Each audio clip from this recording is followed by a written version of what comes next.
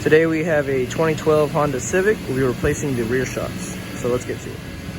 So first thing we're going to do in order to get this, to replace the rear shocks on this vehicle with our wheel lock, obviously, and a number 19 socket, we're going to remove the wheel here. Once we do that, we're also going to go ahead and open the trunk, go inside the trunk here. And with a little pry tool, we're going to remove 1, 2, 3 plastic tabs here so we can pull this back and expose the rear shock. But let's go ahead and get the wheel off and get these off, and we'll get to the next step. So now that the wheel is removed, you expose the rear shock a little bit further. You could probably do this without removing the wheel, but it'd be a little bit easier with it removed. So down here with the number 14, we're going to remove this bolt here of a number 14 socket and our impact gun, make it a little faster and easier to put back in. Also, we're going to remove one more nut on the top here.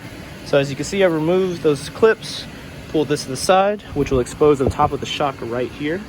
So with the number 14 wrench and a number 5 Allen in the center here, we're going to remove this nut here as well as this metal plate, which will allow the shock to drop.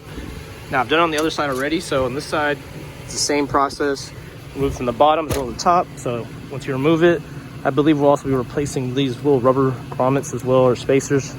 So this one's already been removed, and you can see where the bolt was located right here. So let's go ahead and get the other shock out, and then we'll go ahead and get to replacing it. So I've removed that 14 bolt right here, as well as that 14 nut up top holding the center of the shock in place with the number 5 Allen, and then pretty much holding it and turning the wrench to get the nut off.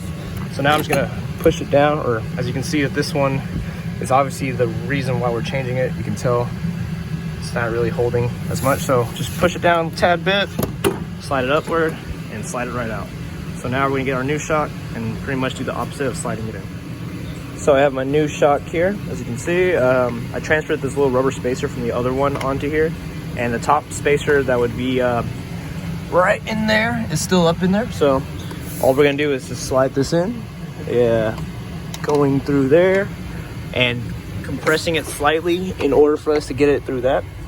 Once I do that, I'm gonna just place the bolt in there, not tightening it just yet. I'm gonna tighten the top part first and then come down and tighten this one. So we're just gonna compress it just a tad bit so that we can slide it up through the trunk and fit it down there. So let's go.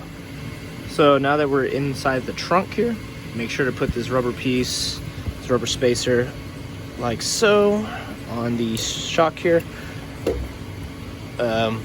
There you are. And then once we do that, we're gonna put this plate first and then the nut like so. And pretty much after that, tighten it up and tighten up the bottom. So just giving you a quick view on how I tighten this with my number 5 Allen and my ratchet here. Just put it in the center like so with my 14 wrench, and just pretty much with this in the off position and this moving clockwise to tighten, just kept tightening it up. So go ahead and take all that off.